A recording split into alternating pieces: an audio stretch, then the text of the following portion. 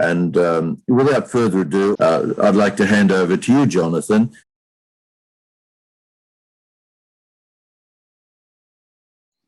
Thanks so much, Jeff, and thanks for having us here today. Feel very honoured to be working with you and the great leadership by yourself, Jeff, and Healesville CoRE in the region, and just very inspired hearing Dr. Haynes's presentation today. And we all can find time to criticise various policies, but I think that one really hits the nail on the head on exactly what community energy needs in Australia. And it's great that it's so mapped out and detailed and ready for use by whichever politician wants to use it. So very inspired to hear from that. So I'm Jonathan Prendergast, and I'm here with Gerald from Komo Energy today. And we're going to do a presentation on community microgrids. So I'll do a bit of an introduction about Komo Energy, about what are microgrids, so the what, but also why do them, and why would you go about doing it, and also how to develop them. And Gerald will talk a bit about the Healesville opportunity. And that will include in those slides a few slides from the Cowra microgrid project we're working on in regional New South Wales with 4 industrial customers, and that has a federal government grant at the moment. Just in terms of what Komo Energy does, our primary focus at the start has been mid-scale solar and storage projects. We obviously, Dr. Haynes referred to it as the missing middle. So we have a lot of on-site solar and storage, and we have a lot of large-scale stuff, but we don't have more of the mid-scale solar in Australia. There's around 2 gigawatts in the US in the community solar field, but not as much in Australia. But it's starting to emerge. And Komo Energy really believes in the purpose of these projects in terms of building independence and resilience in local communities, and also supporting regional development and jobs. So some of the projects that are starting to emerge are the Goulburn Community Solar Farm, which we're working on, the Solar Share, which is now constructed and operational in Canberra, 1 megawatt, Shoalhaven Community Solar Farm, which is under development and has a PPA with City of Sydney, the Haystack Solar Garden, which we're working on as well. We understand that Hepburn Wind are investigating a solar farm there, and also the Energised Gloucester team, which we're working with as well, and I'll mention soon. There are others as well, so that's just some of them that are starting to emerge at the moment. So what does Komo Energy do? We focus on this development stage of projects, of how to select the right site. Will it be able to connect to the grid? Will it be able to get development approval? And what sort of solar and storage would we expect it to generate? And if we get through this early stage, it's relatively low cost, we say, yep, let's take this to the next stage. And we go into more detailed contracts like land options, network studies, development approval, commercialization. Will it be market exposed? Will it have storage, or will it have a power purchase agreement, and so on? And also support with capital raising and procurement, which is quite a big task, running a tender for construction, operations and maintenance, and so on, and signing them all up to contracts. And the reason it works like this is if you're calling upon investment from investors or the local community, they want some certainty that the project has worked through various permits, approvals, and so on. And also there's contracts in place, so you know how much it will cost to build the asset and how much it will cost to operate and maintain it. And then after that, we do provide support during the delivery phase, but there's also other parties that can do that as well. And we support this sort of phase of the projects, and in parallel, the community group, like in Goulburn, can build support, local support for the project, and raise money to invest in and finance the construction of the project. And in that particular Goulburn case, the local community there has raised $1.9 million to build the solar farm, and that coupled with a grant will be enough to finance and build the project. So the live projects we're working on, the Grong Solar Farm, which is the Haystack Solar Garden, 1.5 megawatts, a $3.3 million project and will be Australia's first large-scale solar garden. And that has a $1.3 million grant from the New South Wales government. The Goulburn project I just mentioned, a 1.2 megawatt solar and 400 kilowatt, 800 kilowatt hour battery, a $4.2 million project with a $2.1 million New South Wales government grant. And I've got their 1.8 million. They've now raised 1.9 million. I think they raised the first $1.5 million in about 3 to 5 weeks. And since then, there's been they've taken on a bit more investment just as they go, but they're fully financed now. The Cowra solar and battery microgrid. So it's a 1 megawatt microgrid with 4 industrial customers, and will have solar and battery storage. And that has a $1 million Australian federal government grant for the development phase that we're working on. And finally, the Gloucester Community Solar Farm, 0.5 megawatt in the Gloucester in sort of 3 hours north of Sydney region. It's a $1 million project with a $500,000 government grant. So that's a bit about what we do. And now I'll head on to microgrids. So here's an image that sort of talks at a high level what microgrids are. So connected to the overall grid, usually with a transformer and a gate meter. And then it's a combination of renewables and storage, maybe backup generation, and then the various customers. And it is a living organism in that it changes over time. New customers come in, some leave, and so on. And it does take interaction with those demands, the electric vehicles, residential, commercial, and public transport, and so on. I'd say there's 3 types. Gerald will probably correct me, and there might be more that I haven't thought of. But we're really focusing on regional microgrids today, but certainly remote ones like mines where there isn't a local grid and they have to supply their own power. We're seeing a lot of those being converted from diesel to solar and storage, either in part or by whole. Also remote communities like the Onslow project, which just trialled, how long was it? 80 minutes as fully renewable as they transition from diesel to solar and battery. Today's topic is more around regional microgrids. So where a region is connected to the grid, but seeks to do microgrid to increase reliability, adopt more renewables and lower costs of electricity supply. So in terms of microgrids, it's not just Jeff and Jonathan and Gerald that think they're a good idea. There is great interest in this space at the moment. So the Regional and Remote Communities Reliabilities Fund, I think it's $50 million overall, is a federal government program funding feasibility studies. And this is the program to which the Cowra got a $1 million grant to work through grid connection, planning, contracts, and all those phases and raise the money to build the microgrid. And this is also the program where we worked with Healesville CoRE to submit a grant for Healesville, and we'll talk about that later. Secondly, ARENA have started developing a program to provide grant funding for pilot projects. They had their first webinars just yesterday and Wednesday discussing this program. And they're looking to build on the work of these feasibility studies to support funding of construction of microgrids, because it is still a new space, and that grant funding can help overcome some of those early project risks and get some pilot and demonstration projects happening for the whole industry to learn from.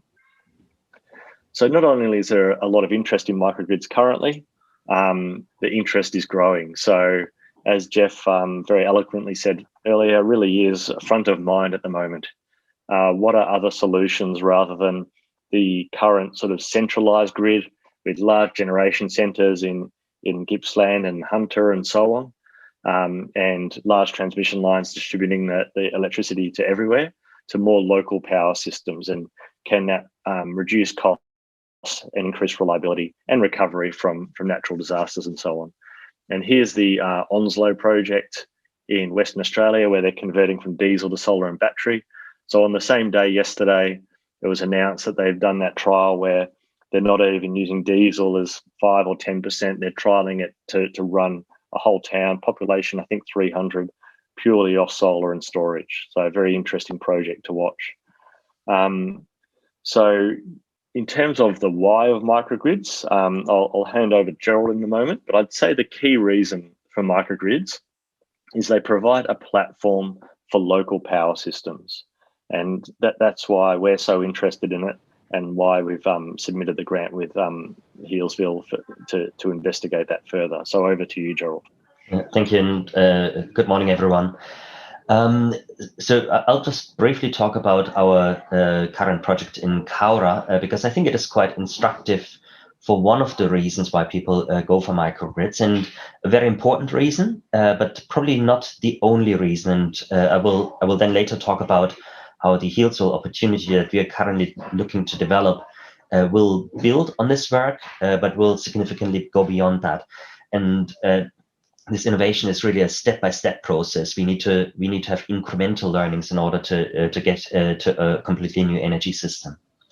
So in Cowra, the microgrid concept is to combine 3 to 4 industrial customers that are existing energy users, plus probably one that will move into the area and will be a new energy customer, into a microgrid that will ultimately also include a 2 megawatt bioenergy project. But until that bioenergy project is ready, it will remain at all times network connected, but it will already deploy in the early phases some solar and battery. We have received for this project a $1 million government grant from the federal government. And that really helps us undertake the detailed feasibility and development work required to take the project to investment readiness. And the graph that you can see here is effectively, over time, the combined energy demand of these industrial customers that we're looking to bring into the microgrid. And what is interesting is that individual customers have probably more variability than the combination of multiple customers. And that's just a normal portfolio effect. Ultimately, what the microgrid needs to be able to do is, if it wants to be successful in persuading these customers to switch into the microgrid, is to demonstrate that this energy demand can be met, and can be met providing additional benefits. And in this case, the additional benefit we are seeking will be a cost reduction for these energy users, possibly also a reliability improvement. And as you can see in this example, there is a certain energy demand that always prevails.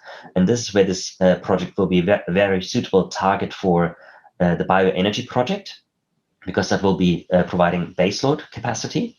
But also this project has a very significant daytime demand profile. So you can see how around midday energy demand is high. So it's typically a one shift industrial use in this environment. And where you have that type of use pattern, solar deployment is also something that will work really well. Next slide, please, Jonathan. So the situation that we found in Cowra is a very typical situation. You have the electricity grid, and that electricity grid, like sort of branches of a tree, reaches ultimately every customer with a meter. And these customers effectively directly interface with the distribution network service provider. And then they have energy retailers that service them on that network. What is really important to understand is that the energy system, as we have it in Australia at the moment, has really 3 layers. There's energy generation, which is really just producing the electrons that are required. Secondly, there is energy transmission and distribution, which is moving them from the source of generation to the customers. And then retailing on top, which is the commercial interaction of customers to buy that energy. In this case, the energy distribution in Cowra is Essential Energy. It's a regional distributor, and there can be a wide variety of energy retailers providing the retailing service, and the generation comes literally from anywhere. Now, what we're obviously trying to achieve is localizing some of this. Next slide, please. What we're effectively looking to do is putting in a few new branches into that tree, which again reach ultimately each industrial customer. But that in between sort of the big branch, which is Essential Energy, and sort of the small tweaks, which go to the industrial users, that is what will be the microgrid. And it will be a microgrid that transcends property boundaries. So that is something that is not yet particularly well tested, and where that feasibility funding is really useful. It is also a microgrid that will remain grid connected, and we will need to test in our development stage whether it will have the ability to island for a period of time. And these are very interesting questions, because Arena has just explored with the consultation yesterday whether the ability to island is actually a critical feature for microgrids. What we're doing with this, and this is where it is at the moment primarily an energy-based microgrid, we're looking to move these industrial customers from low voltage connections directly with essential energy into a microgrid. And in that microgrid, the bundled energy demand will come through as a high voltage connection with essential energy.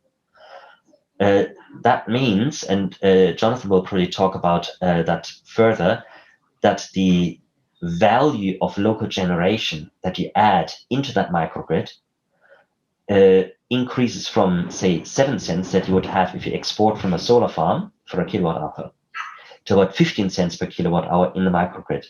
And that is because the cost center is literally just the local poles and wires. So local generation that we are looking to create, obviously, through our community scale solar farms is actually best placed into microgrids, where these electrons can be moved locally and consumed locally.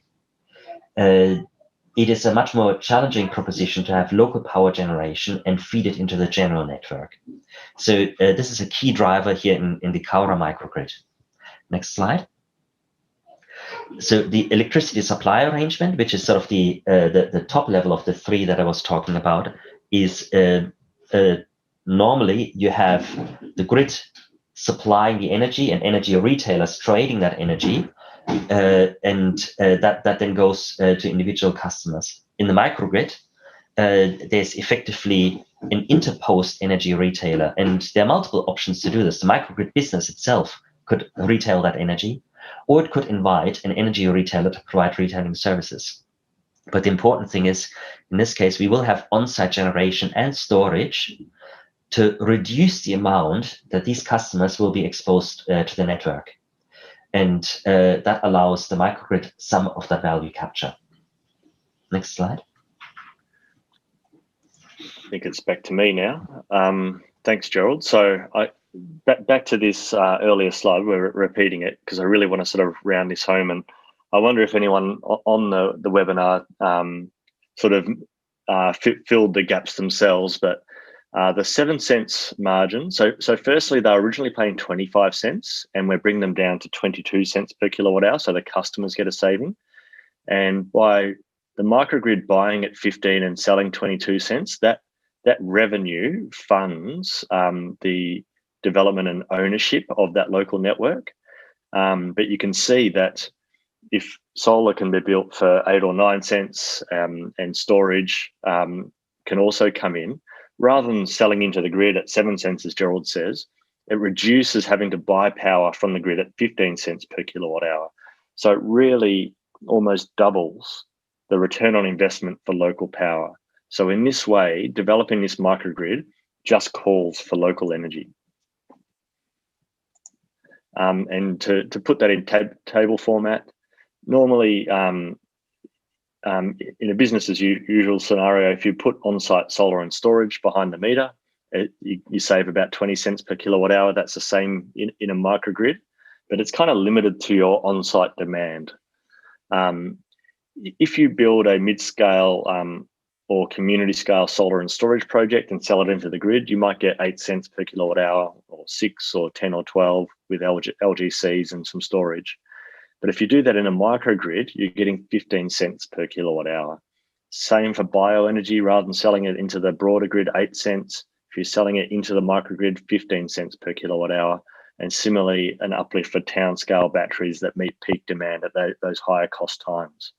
So it really increases the revenue potential for local power projects. And that's the core benefit of microgrids.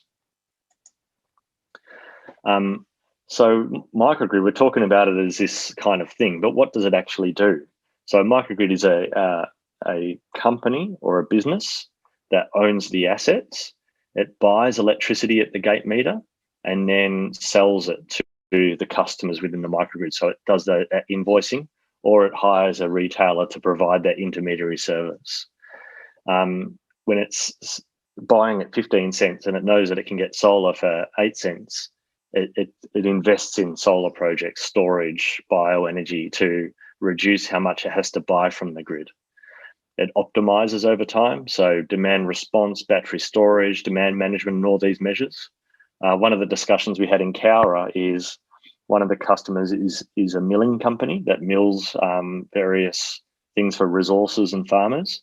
And the other one is a food production company with refrigerator. And he said, and we were discussing, if the grid goes down, how much storage do we need?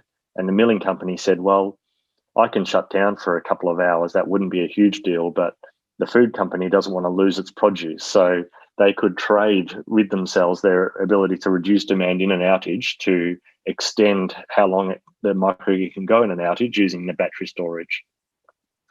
And the microgrid as a business wants to grow. So it will look to add new customers and new forms of generation over time.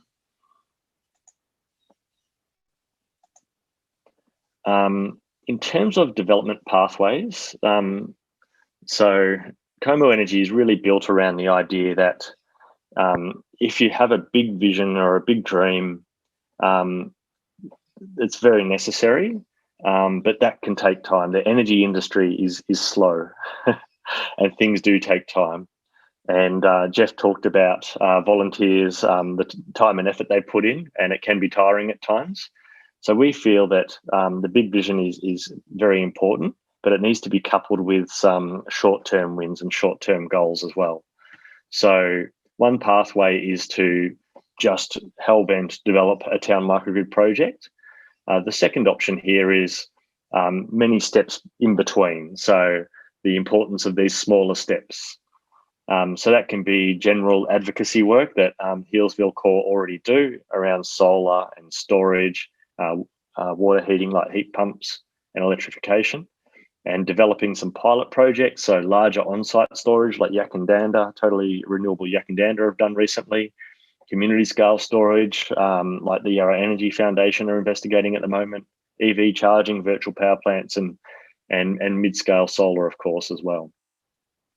And then even focusing on some seed projects. So turning a whole town into a microgrid is a big task, but it could start with a few businesses in a small precinct or a street trial like AusNet have done as well.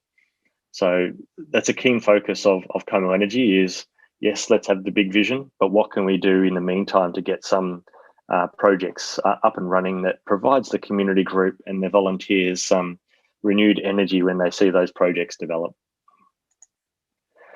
I think this is a pretty key slide for me. So we're working with Essential Energy on the Cowra microgrid, and to them, that particular location doesn't have sort of network constraints. It has enough capacity to supply those customers. So why are we doing it? And I think in this case, we have a very supportive community in Cowra. In particular, those 3 to 4 customers really believe in it. They believe in the microgrid and the bioenergy side of it. Some of those customers will actually benefit from the bioenergy because they have waste they need to get rid of. And that waste will actually go into the bioenergy unit to produce biogas, rather than having to pay tipping fees and waste fees. Also important is access to cheap local power. So certainly the case in Western New South Wales is they have access to the cheapest electricity in the world because they have so much wind and solar available and such great resources. But unfortunately, they pay some of the highest prices in Australia for energy. So it's a key opportunity there. Luckily for Healesville, solar and storage doesn't need to be 100 megawatts to be viable. It's a very scalable technology, both of them. And solar systems that are 10, 100 kilowatts, 5 megawatts can be just as cost effective as that large scale. And that's true for storage as well. A real opportunity is the way our electricity system is set up. is some customers are very expensive to serve. You know, lines going hundreds of kilometres to service a town of 20 people and so on. But those costs are smeared across all customers. So it's based on equity that we all pay a similar cost for electricity, even if some communities are harder to connect than others. I think this is becoming more pertinent in some of the regions like Healesville in Victoria, that with the risk of fire and flooding and so on, that it is becoming more expensive to have this centralised system. So we have to tap into opportunities to supply power locally and reduce those costs of all those network costs. And as Jeff mentioned before, having the right partners. So a key thing, and answering one of the questions earlier in the chat, was if something like what happens in the disaster currently, where it takes weeks to fix the networks after a disaster, who does that and who costs that? And one of the key roles of Komo Energy is running tenders and signing up contractors to both build it and also operations and maintenance to under contract be responsible for that, coupled with insurance to ensure there's enough funds to recover from those sorts of situations. And I think that the types of players, certainly the most suitable organisation to do that is the local distribution network, because they have all the local depots with the cherry pickers and spare parts and so on to quickly fix things. And all the Victorian network companies, I believe now, have side businesses operating as commercial companies, and they're all very interested in investing in and owning or providing O&M services or construction services to these types of projects. So hope that goes part way to answering that question earlier. And back to Gerald to talk about the what we've proposed in the grant process for the Healesville opportunity.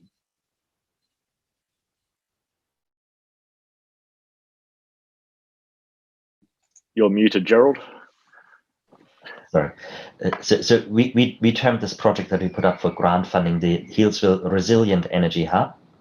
And it is meant to go beyond an energy-based thinking in the microgrid. And what we're really trying to do is put a value and a recognition on differing levels of energy security.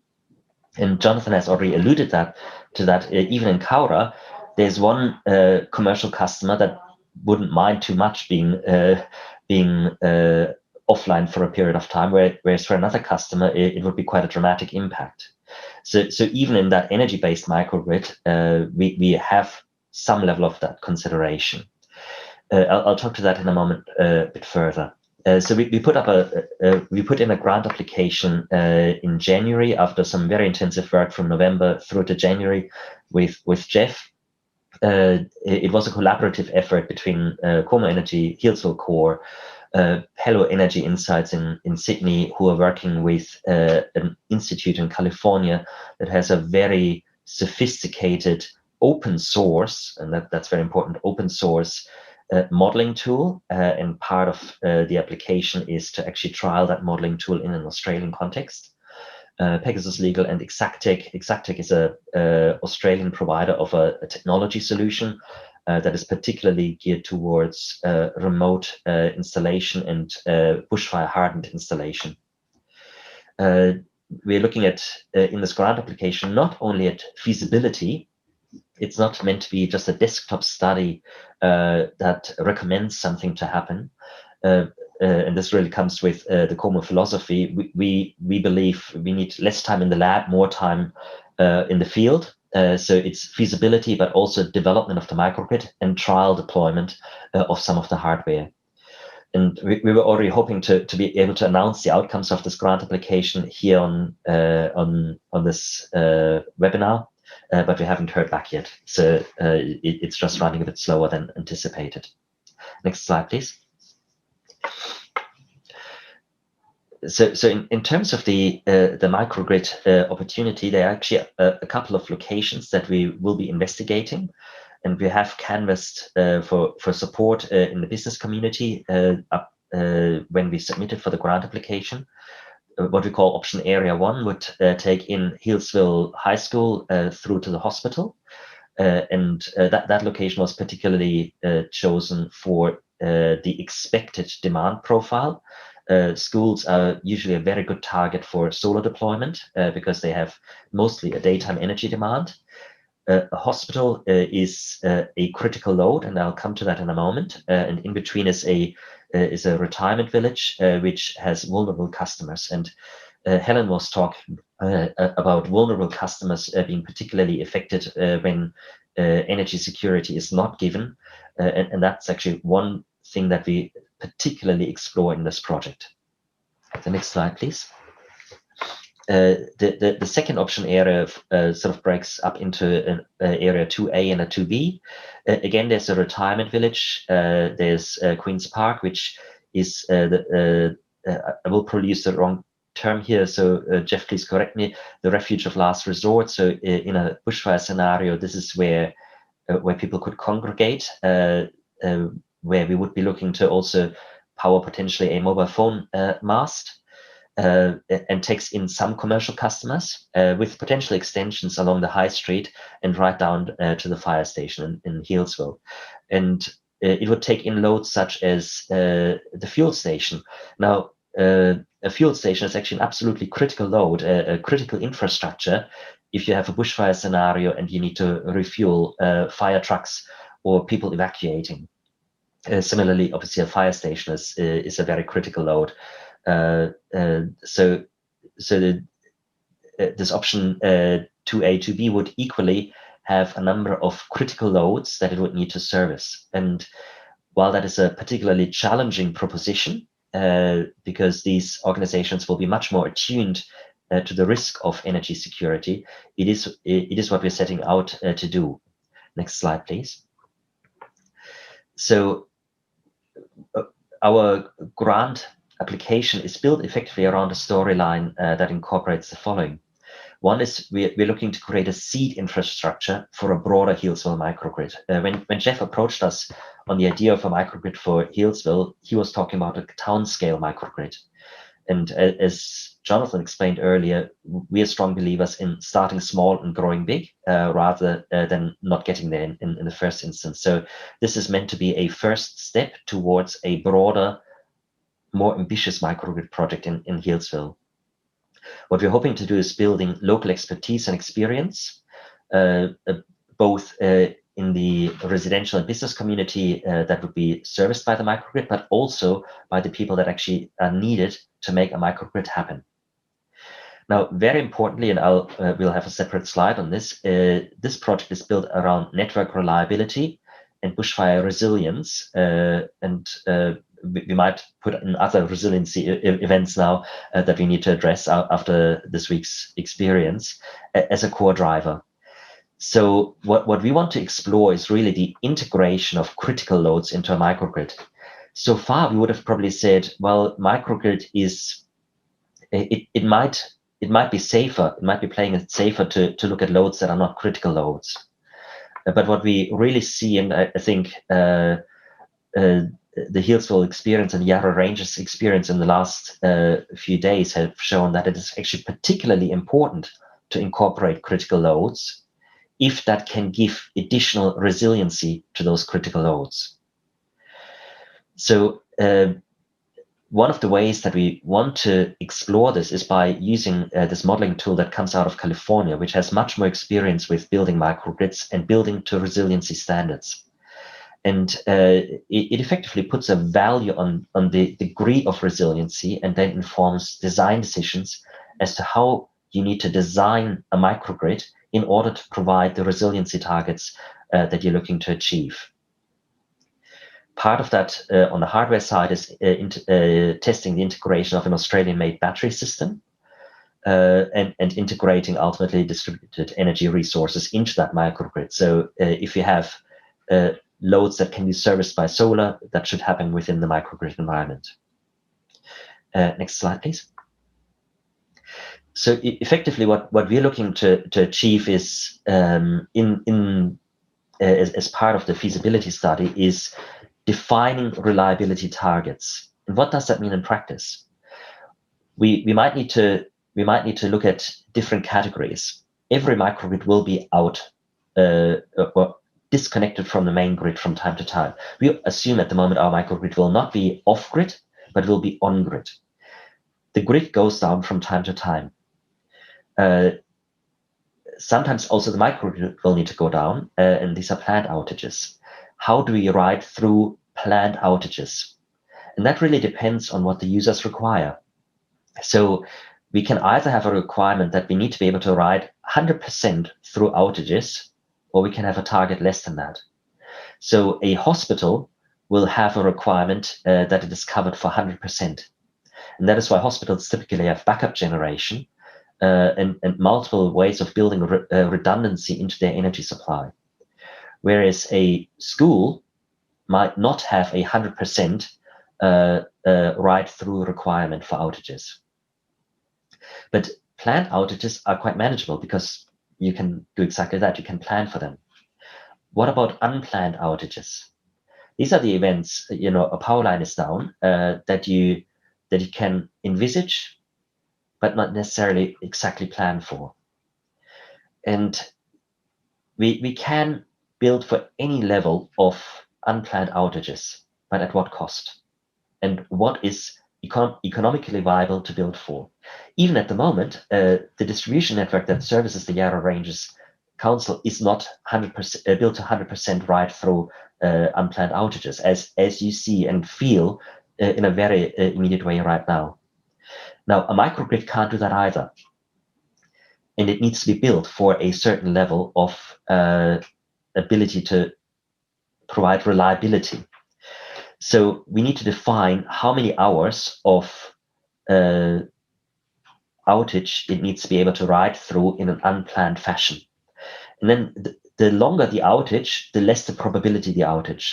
And that is really what we need to evaluate with customers, with residential users, with commercial users, as to what they can tolerate, what they require, and what the value might be to them to be able to provide for one or the other. I'm not suggesting that this is where it will end. We haven't had these discussions yet, but imagine a hospital that needs to maintain a diesel backup system at a very high cost. Then imagine we have a microgrid that already has resiliency built in. Say it has a large on-site battery that can kick in within millisecond response times at the hospital.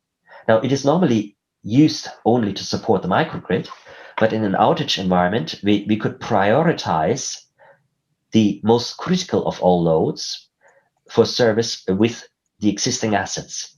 And then we could have effectively a cascade of criticality that we service at different levels. Most important load are the critical wards in the hospital. Possibly the next most critical load might be retirement villages and the like, where you have vulnerable populations in a heat event. The next most critical load might be the fuel station to keep the fire trucks going. And further down on the criticality might be the school that might or might not want to keep running during a, say, bushfire event. And effectively what we need to do, we need to define what the demand requirements are in the microgrid, depending on criticality. And then we need to design a microgrid that meets or exceeds those requirements. And that is effectively the third graph that is demonstrating that. So that's effectively the journey that we want to set out on with the Healesville Microgrid. We want to specifically address the really hard energy customers, because we believe there's a great use case all across Australia. We are so much exposed to power lines being downed or bushfires impacting power supply in our regional towns and cities. It would be wonderful if we knew that at least our critical loads in those locations can continue operating and providing essential services, whether that's hospitals, sewage treatment plants, and water pumps that ensure water supply, fuel stations to provide refueling opportunities, and so on. That is the learning that we ultimately hope to extract from this project and disseminate by far more widely. Jonathan, back to you. Yeah, so I guess importantly, it's a feasibility project to investigate and really drill down into those different customer characteristics and the reliability requirements. Should it progress well in the feasibility stage, we see a big opportunity for Healesville on the project. So it could become a demonstration project, as Gerald says. Even in the feasibility stage, that's the case. But people around Australia, communities, tend to react better when they can see something that's actually in practice and operational and touch and feel it and so on. It would be designed for increased reliability. It could see adoption of clean energy for local power use and reduction of costs. And certainly there's an opportunity for grant funding to support the project in Healesville. In particular, in terms of projects, we see potential for community-owned projects such as mid-scale solar and storage, as well as the council project they're developing. Possibility of a town battery, say 5 megawatts, that sits there at the gate meter and has a few hours storage. Potential for bioenergy. There's always bioenergy resources around that are currently a waste product that can be used to produce clean energy, and also virtual power plants. So coming back to sort of how we started the microgrid discussion, which was you don't do a microgrid for the sake of doing a microgrid. You do it to be this enabling platform for local power supply, and also these other opportunities that they can be cleaner and cheaper and more reliable. So that's the end of our presentation. And thank you again, Jeff. Thank you very much, Jonathan and Gerald. A great presentation that really gets to the heart of the purpose of a microgrid and how Healesville can benefit.